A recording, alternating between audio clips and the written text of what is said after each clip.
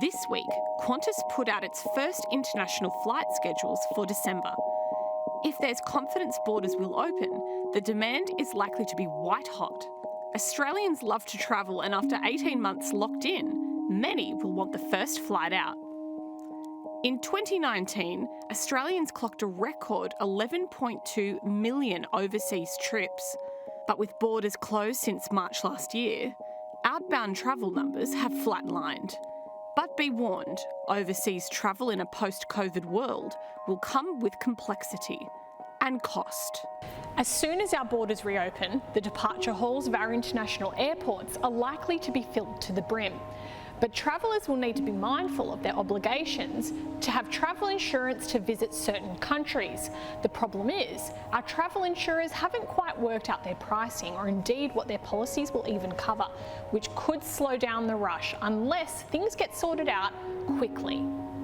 I think it's going to be as important as it ever has been. Cara Morton is the CEO of travel insurer Covermore, one of only a small number of insurers offering to cover future travellers for COVID-19 medical costs while they're overseas. Before COVID, most Australians carried travel insurance when they went overseas. Just 1 in 11 went without. But now, to get to many popular countries, travel insurance is a must. More countries are now mandating that you have to have travel insurance before entry. It's a big list, including, importantly, all the European countries known as the Schengen region.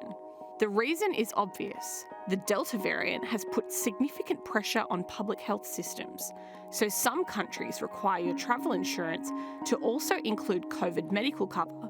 The problem is, not all travel insurance companies offer COVID medical cover, and the destinations that insist on this coverage are not third world. Popular close neighbours Singapore and Thailand require you to take out COVID cover before arrival.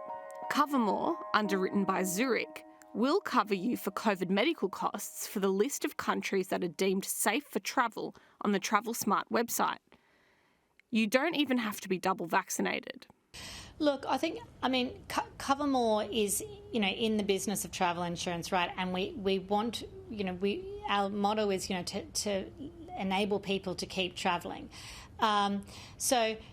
Yes, we're taking a risk, but it's all within, certain boundaries. And I don't think we'd be doing our duty by the Australian public if we didn't provide them with the opportunity to be able to travel and travel safely. Just one other thing.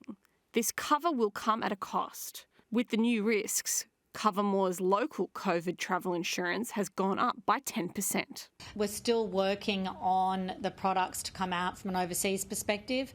One particular one that we're working on is Cancel for Any Reason, or known in the industry as CFAR, which is a very popular product. And we're currently working now with the underwriters on that product. But look, our plans are, that the premiums are changing by no more than 10%. Personally, I think I would be very wary about travelling without travel insurance. Emma Curtis is the lead insurance ombudsman at the Australian Financial Complaints Authority.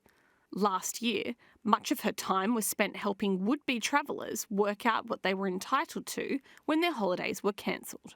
We worked really closely with insurers during this period when we were getting all these claims. So we were having about 300 complaints per month in the 12 months since March last year during the COVID period. They might have been on a trip and found that they weren't able to claim. They weren't covered under their policy because policies excluded pandemics or they excluded closure of borders. So those are the main issues. But with more countries requiring travel insurance before you enter, the demand for these products will be high. But as with all insurance contracts, the fine print will be the key. Before COVID, even then, travel insurance was the third most complained about insurance policy, policy type that at AFCA, and it was the sixth most complained about financial product at AFCA. So I would really encourage people to look very closely at their policy when they're taking it out and make sure it does cover them for everything that they need. So think about the medical expenses cover, cancellation cover, and also look closely at what sort of exclusions are in the policy, whether there's exclusions for pandemics or epidemics or closure of borders. While there are a handful of insurers who will cover your COVID medical costs or your Medivac back to Australia, none we have identified seems willing to cover you for COVID disruption. Imagine if your plans end up in tatters due to overseas border closures, lockdowns, or forced quarantine. The largest, Covermore, won't insure COVID disruption. No, unfortunately, that's one thing that we're not able to cover. The risk associated with that is just way too difficult to model.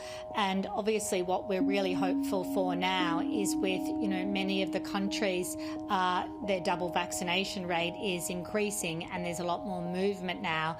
We're hoping that that's not something that's going to impact people as much when they travel. Laura Ruffles, Chief Operating Officer of the ASX-listed Corporate Travel, has seen firsthand the financial damage caused by COVID disruption. The company is still feeling the impact of the long-term border closures. Yeah, so it's had a huge impact on us in different parts of the world. And, back when it first happened last year, obviously we had to downsize our business and for us we were able to still maintain essential services. So luckily we were quite diverse in our customer base and we were able to provide essential travel services for companies all over the world. Pleasingly, different parts of the world are coming out of this with different maturities, and we can certainly learn, I think, a lot from the Northern Hemisphere in how they're opening up and moving forward and getting back to travel.